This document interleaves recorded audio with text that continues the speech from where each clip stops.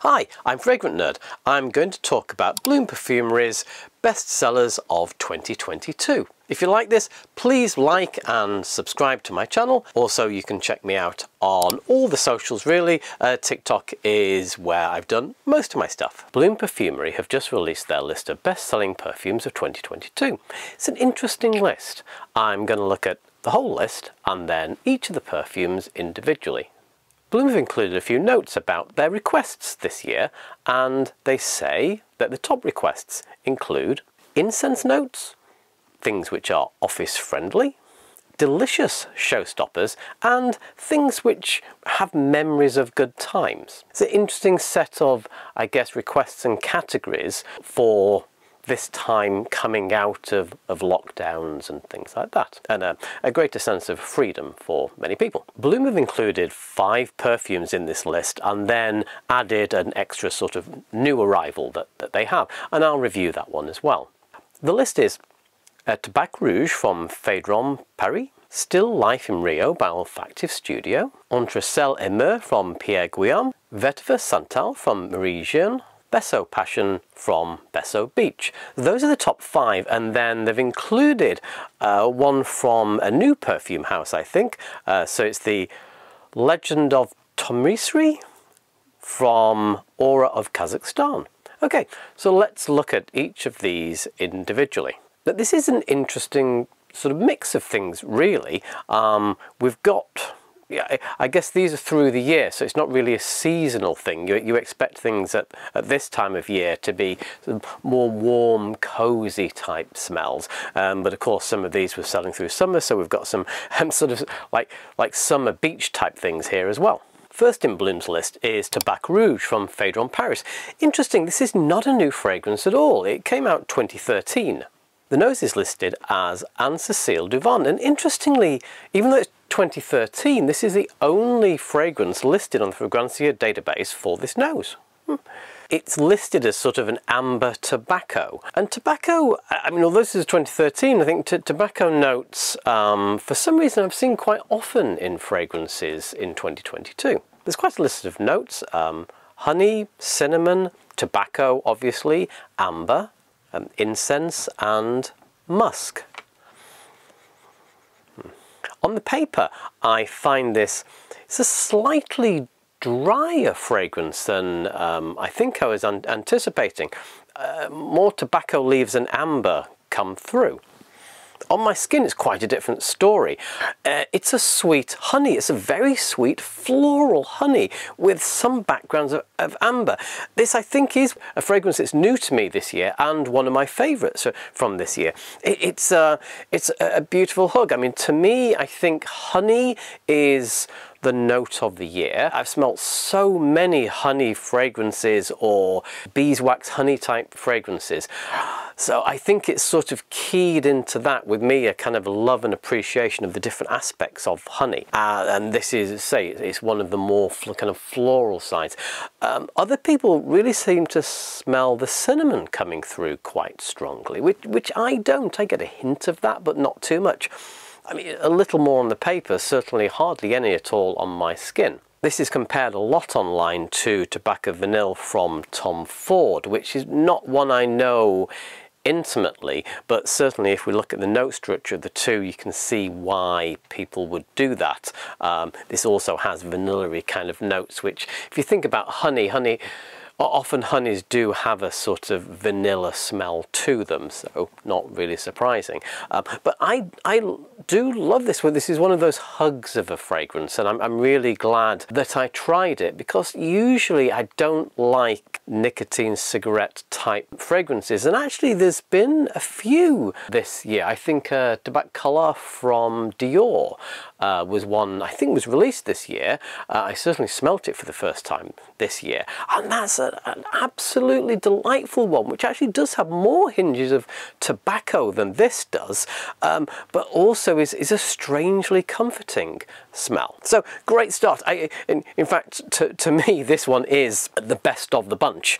I mean, there are some other great ones here, but I think this ticks many of the notes which I particularly lent to in 2022. Next perfume is Still Life in Rio from Olfactive Studio. it'd be hard to have something which is a bigger contrast from Tabac Rouge, from Phaedon. This is a citrus. It's a bright, zesty citrus. The idea behind this is actually a specific photo which is on the packaging, which is sort of dawn in Rio looking down from the statue. This is one of those summer beach type fragrances which is very reminiscent of a cocktail. It's got lots of citrus notes, also mint, which I think makes it a very sort of beach cocktail type smell. Also things like black pepper and coconut. Yeah, you could almost drink this fragrance. It's by, and forgive me with these names, Dora Begriche from Perfumes, who has done quite a lot of sort of celebrity name type fragrances and a few big house type fragrances. Two in particular that stick out are, she's one of, I think, the 4 noses behind Fame from Paco Rabanne, and Did You from Glossier. So it's you know, an interesting CV that she's got, very kind of solid fragrances. This is one where I think the citrus fragrances are such a crowded area, it's hard to stand out. Citrus, if you look at a poll of people, citruses are the ones which are kind of the most middle of the road, in that it's the fragrance family that people least dislike. If you have almost anything else, say like an amber or a vanilla, there will be quite a stock of people that just don't like that smell. Where citruses, most people sort of like citruses. The danger with a citrus is always it can smell of cleaning products, because they tend to use either citrus notes or pine notes. So the synthetic chemicals that go into those products can also find themselves into, you know, more high street fragrances, and if handled badly, which so many fragrances do, you can end up smelling like a really clean corporate toilet, and nobody, well, probably some people do want that, but that's probably a bit niche as well. But when handled well, I think a citrus can be an absolutely beautiful and sometimes very technically interesting thing. I guess there's almost a safe path with a citrus of going into the cocktail area.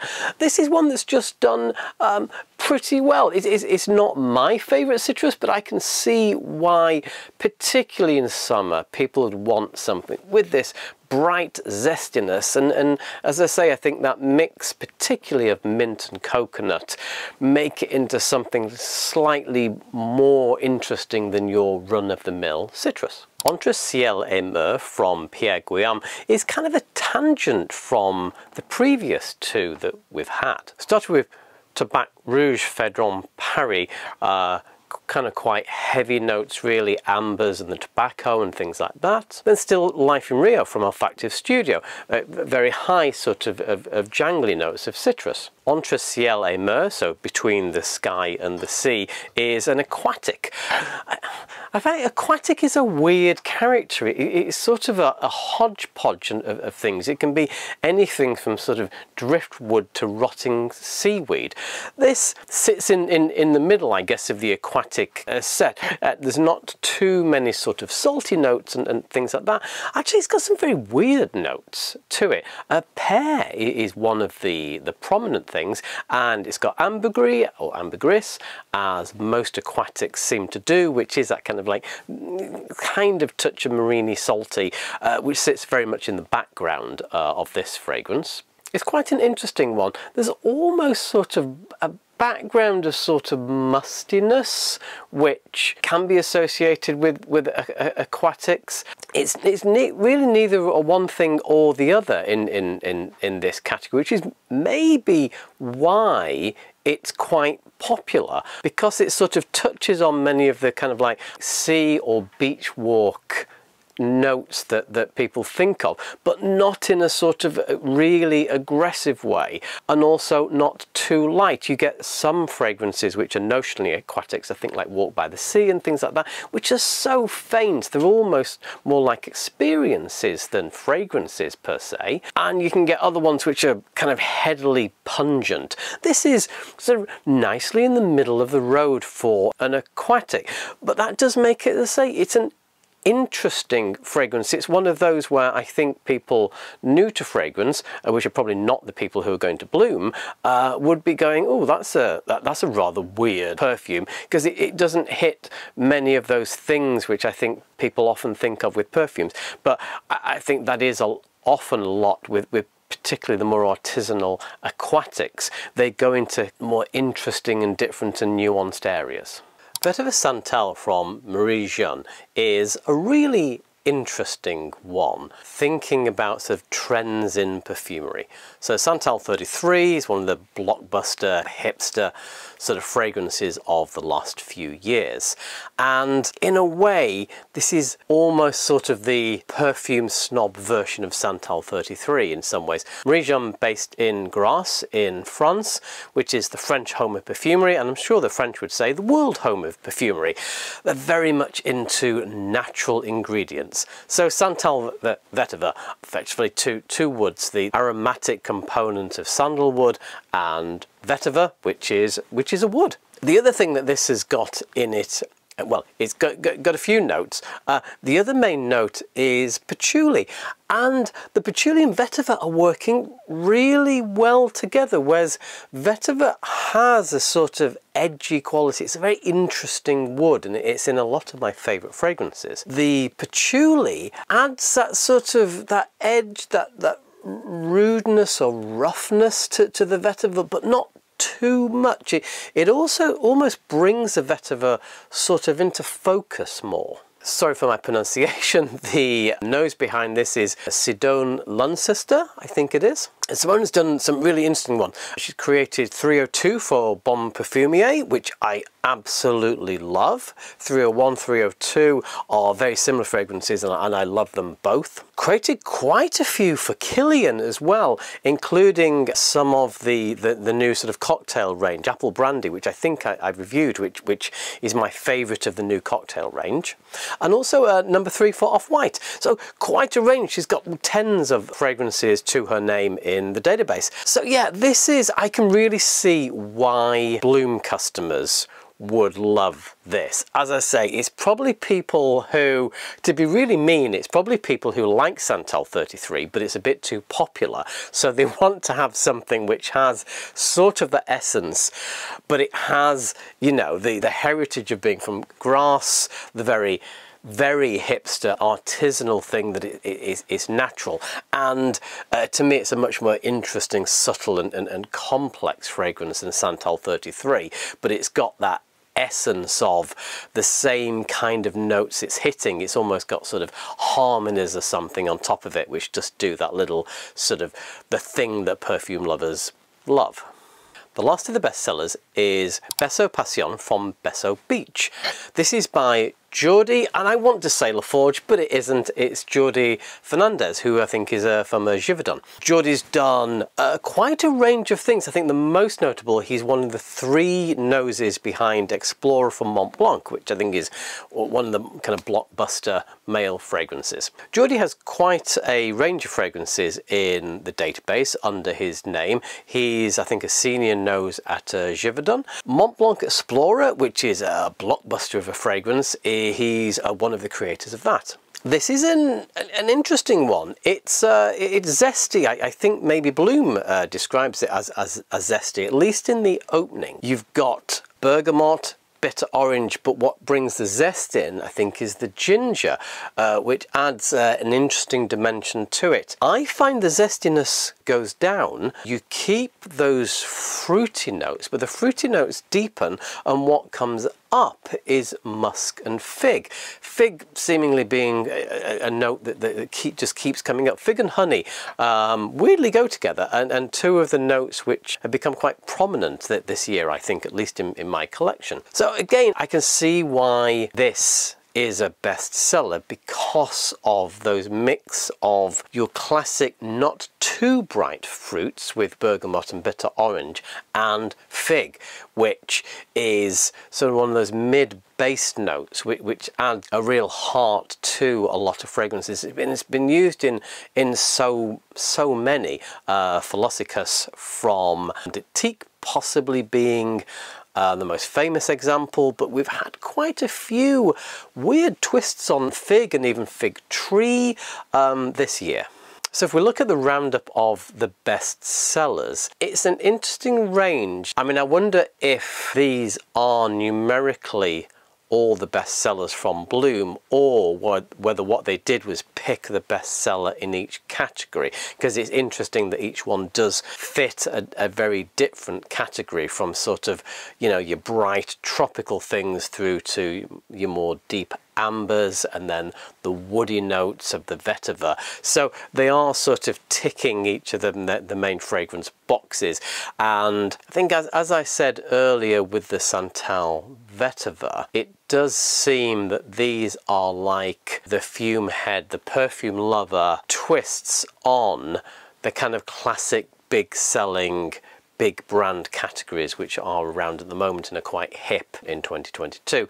A few of these are older fragrances. The last two I think I've mentioned are both 2020, so they're quite recent ones, but others stretch back a bit longer. The curveball that Bloom have thrown into this is from Aura of Kazakhstan, and it is Legend of Tomiris, I think. Tomiris. This is by a nose based in Spain. Angela Campagna, I think it's pronounced. What I understand the company did was they invited a bunch of perfumeries from around the world to Kazakhstan to experience Kazakhstan people and culture and the environment, and then come up with a set of fragrances, and this is what Angela came up with. This is an interesting one. The opening of it was almost kind of woody and, say, jingly. It was like balsamic vinegar on wood shavings, which is a really interesting opening. That didn't last too long though. The balsamic notes kind of really dropped down, and one was left with a sort of melange of woods with some other notes in there. Possibly it's a sort of patchouli essence, but it feels a little more floral, so I think I'm getting more sort of gentle floral, white flower possibly, with some of those deeper, almost kind of subconscious notes that you can get from white flowers. So on the whole, I have found this as sort of an interesting olfactive experience. I'm not sure I'd go for it because I find the dry down on my skin maybe a little bit confused. But having said that, on the paper it's a slightly different affair even after the dry down. I think that you get what on my skin is more of a slightly confused melange, on the paper is a more separated set of notes which harmonize and disharmonize in interesting kind of ways.